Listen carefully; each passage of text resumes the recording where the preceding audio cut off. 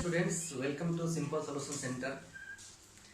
आप सभी लोग इस लॉकडाउन में घर पर रहिए, सुरक्षित रहिए और हम प्रयास कर रहे हैं कि आपके लिए घर पर ही पढ़ाई का सामग्री पहुंचता रहे। तो मैंने इससे पहले दो चर वाले रैखिक समीकरण युग्म से विभिन्न विधियों से बताते हुए पिछली वीडियो में वज्र गुणन विधि के बारे में बताया था। तो वज्र गुणन विधि में एक बात हमसे छूट गई थी, वो आप फिर से इस वीडियो को देख करके ध्यान दे दीजिएगा। छुट्टी क्या थी सो पहले हम चर्चा कर लेते हैं। जैसे वज्र गुणन विधि से उसी प्रश्नों को हल करना था जो आपको इस कंडीशन को पूरा करता। अगर इस कंडीशन में नहीं आता तो उसको बनाना नहीं था। किसी किसी प्रश्न में हो सकता है कि आपको बनाने में परेशानी हुआ होगा, तो अभी हम ये कंडीशन आएगा कैसे ये जांचेंगे। तो वो जांचना आप सीख लीजिएगा। तो उस प्रश्न को जिसमें ऐसा कंडीशन नहीं आएगा उसको बनाना नहीं है, छोड़ देना है। ये दोनों में से कोई कंडीशन आएगा तो छोड़ देना है। उसके बारे में हम लिख देंगे अनंत हल है, यहाँ लिखेंगे कोई हल नहीं है, इतना लिख करके छोड़ देंगे। तो ये कंडीशन आना चाहिए था वज्र गुणन विधि में जो मैंने बताया था। खैर उसकी चर्चा हम कर लेंगे। और फिर यहाँ पर हम आज देख रहे हैं कि रैखिक समीकरणों के हल होने का शर्त। कई बार एग्जाम में आपको ऐसा प्रश्न दे देता है जिसमें ये a1x b1y प्लस c1 और a2x b2y प्लस c2 में कोई टर्म यहाँ पर मान लीजिए b2 के जगह पर k लिख दिया, ठीक है। और k लिखने के बाद तब कहेगा कि इसके केवल एक हल होने के लिए k का मान ज्ञात कीजिए, तो ये यहाँ पर काम देगा। या फिर यहाँ पर कोई अननोन फिगर दे देगा, अननोन फिगर में k ही रहे या कोई a रहे और कहेगा a का मान निकालिए, किसके लिए, तो अनंत हल होने के लिए। इस कंडीशन का प्रयोग करेंगे।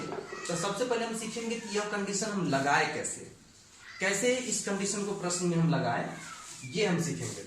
तो यहाँ पर क्या लिखा हुआ है, a1 a2 equal does not equal to b1 b2, यानी कि यहाँ पर जो समीकरण रहेगा a1x plus b1y plus c1 equal to 0 और a2x plus b2y plus c2 equal to 0, इसमें अगर हम बैठा के देखेंगे कि यदि a1 बाई a2 का मान b1 बाई b2 के बराबर नहीं हो तो उसका ग्राफ कैसे आएगा। सबसे पहला देखिए यहाँ लिखा हुआ है ग्राफ कैसे आएगा, तो उसका ग्राफ आएगा प्रतिच्छेदी। यानी आप ग्राफीय विधि में ये चीज को पढ़े थे कि ग्राफीय विधि में कुछ ऐसा भी प्रश्न था जिसका ग्राफ एक दूसरे को काट देता था, जिसके ग्राफ एक दूसरे को काटता था किसी एक बिंदु पर, उसी का हम हल लिखते थे।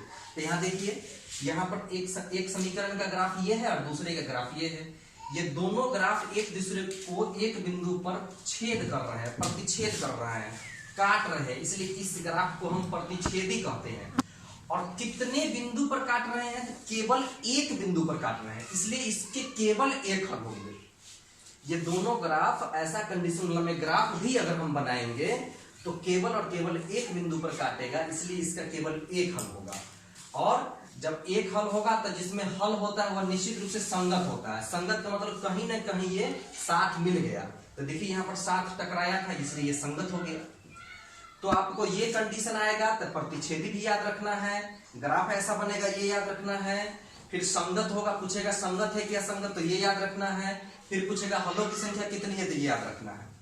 फिर दूसरा आप देख रहे हैं, दूसरा में इसमें है कि यदि तीनों पार्ट बराबर हो जाए, यानी a1 बाई a2 बराबर b1 बाई b2 बराबर c1 बाई c2, जो यहाँ लिखा हुआ है ये बराबर आ जाए, तो आपको पहला ग्राफ जिस रेखा पर आएगा उसी रेखा पर दूसरा ग्राफ भी आ जाएगा। इसी को हम संपाती बोलते हैं। पहला समीकरण से जिस रेखा पर ग्राफ आएगा दूसरा समीकरण से भी ग्राफ उसी रेखा पर आएगा, इसलिए हम इसको संपाती कहते हैं। और चूंकि कई बिंदुओं पर ये साथ हो गया, अनंत बिंदु पर साथ हो गया, इसलिए संगत हो गया। और कितने बिंदु पर एक दूसरे को काट दिए ये ग्राफ, तो अनंत बिंदु पर काट दिए, इसलिए इसके हलों की संख्या कितनी हो गई, अनंत हो गई। तो यहां पर समझ लीजिए कि जब यहाँ हल है एक, यहाँ है अनंत हल, यानी दोनों स्थिति में हल है। जब हल है तो संगत है।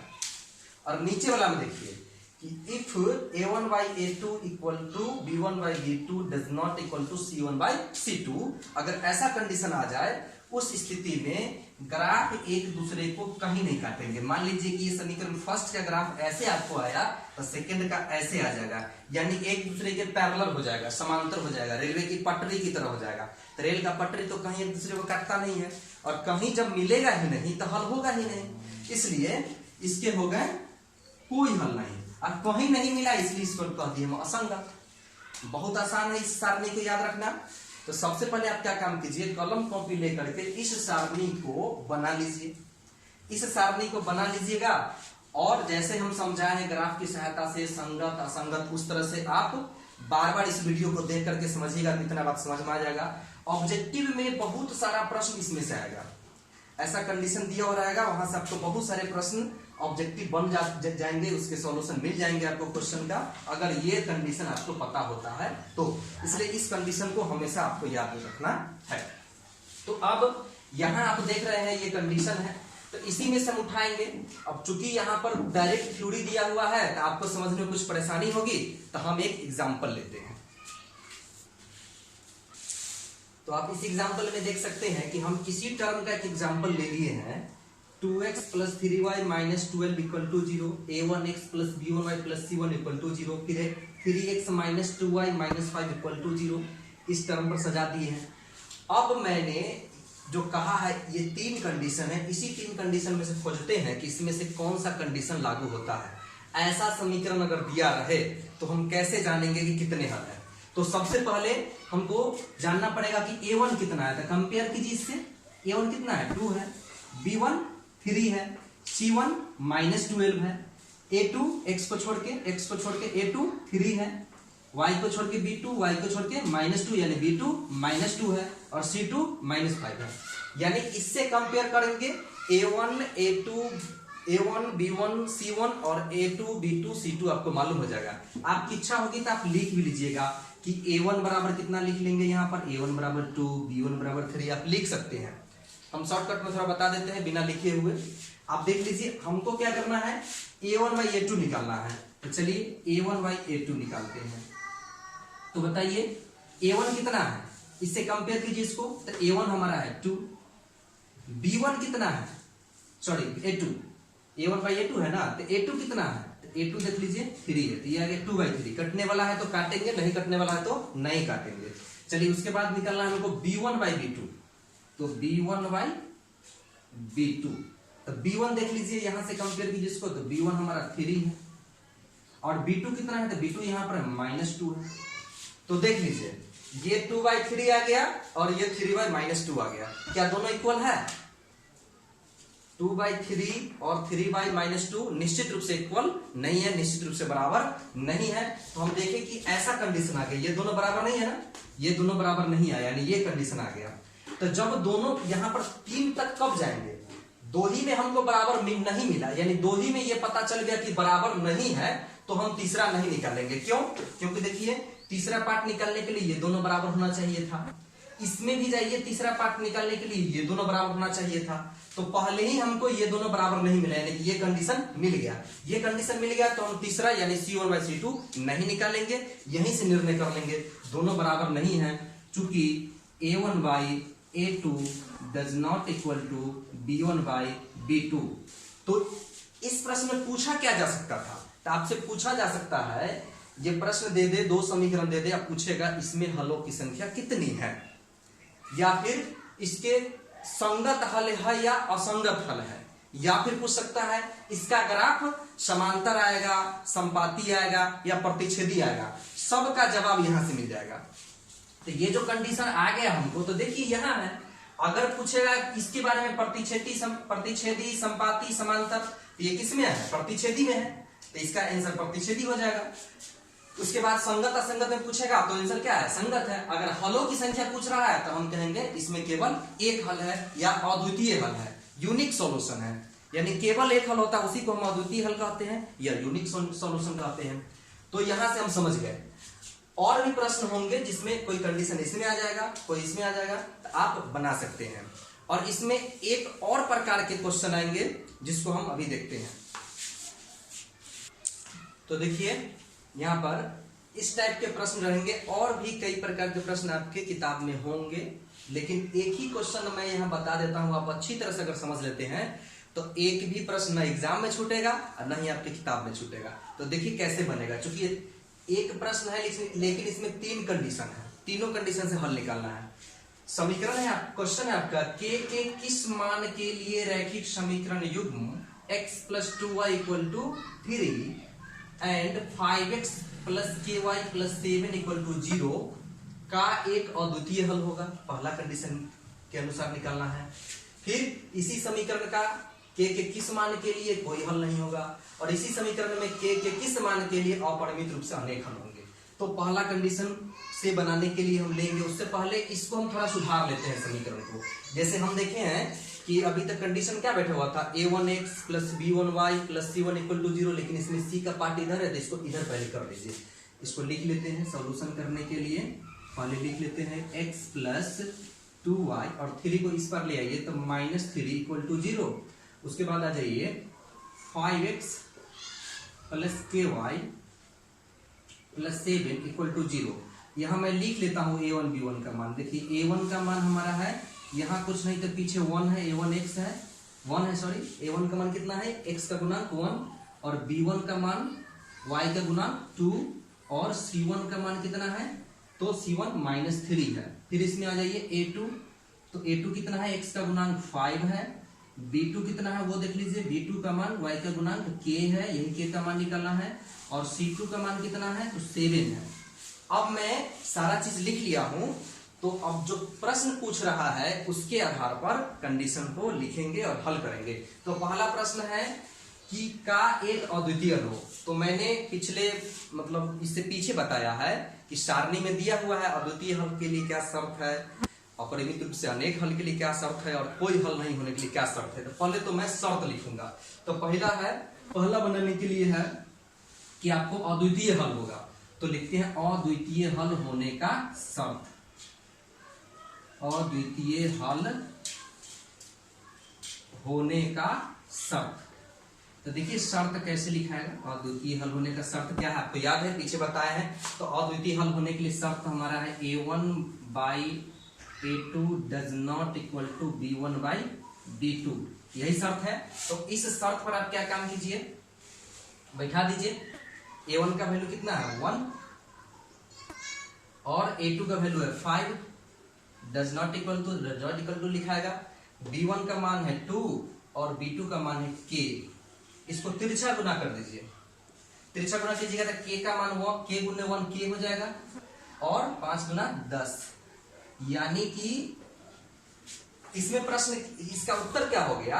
जनरली लोग कह देते हैं कि इसका 10 आंसर हो गया, 10 आंसर नहीं हुआ, 10 को छोड़ करके कोई भी, यानी k does not equal to 10।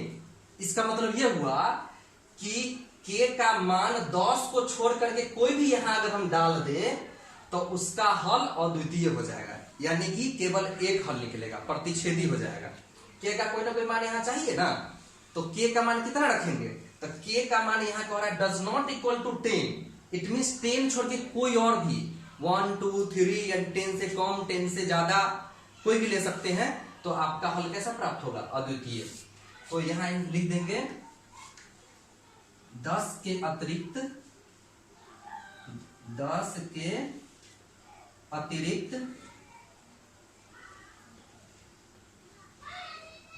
के किसी भी मान के लिए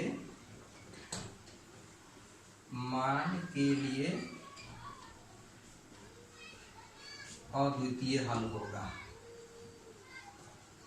अद्वितीय हल होगा। चलिए ये हो गया। अब उसके बाद आप देख लीजिए अगला कंडीशन। अगला कंडीशन का क्या है, अगला है कोई हल नहीं। दूसरा में पहले कोई हल नहीं बोल रहा है, तो मैं लिख देता हूं कोई हल नहीं होने का शर्त, कोई हल नहीं होने का शर्त, condition of no solution, no any solution. अब देख लीजिए कोई हल नहीं होने का शर्त के लिए हम क्या पढ़े हैं a1/a2 = b1/b2 और does not equal to c1/c2। अब बैठा दीजिए, A1 का वैल्यू कितना है 1 है, A2 कितना है 5 है, इक्वल टू B1 कितना है 2 है, और B2 कितना है तो K है, does not equal to C1 कितना है तो C1 हमारा -3 है, C2 कितना है तो 7 है। चूंकि K का मान निकालना है, यहां से अगर निकालिएगा तो नहीं बनाएगा, K का मान निकालना है तो यहीं से निकाल दीजिए, इसी को तिरछा गुना कर दीजिए, इसको छोड़ करके इसको कर दीजिए तो क्या हो जाएगा K बराबर 5 दूना 10, यानी 10 पर कोई हल नहीं होगा। देखिए ये दोनों के आंसर में एक रिलेशन है, यहाँ पर 10 को छोड़ करके हल होगा, यहाँ पर आ गया कि 10 आएगा तो कोई हल नहीं होगा, तो दोनों एक ही बात कर रहा है। तो यहाँ K का मान हो गया 10। अब अगला आपका क्या है, अगला है K अपरिमित रूप से अनेक हल। तो मेरे पास बोर्ड पर जगह नहीं है, ये काम आप अपने से भी कर सकते हैं। इसका कंडीशन क्या है, इसका कंडीशन है A1/A2 equal to B1/B2 equal to C1/C2। तो आप ऐसा कंडीशन लीजिएगा तो निश्चित रूप से यही आएगा, यहाँ केवल इक्वल हो जाएगा। तो आप यहाँ तिरछा गुना कर लीजिएगा तो K का मान 10 आएगा, फिर यहाँ तिरछा गुना कीजिएगा तो K का मान आएगा, तो दोनों आपका आंसर हो सकता है।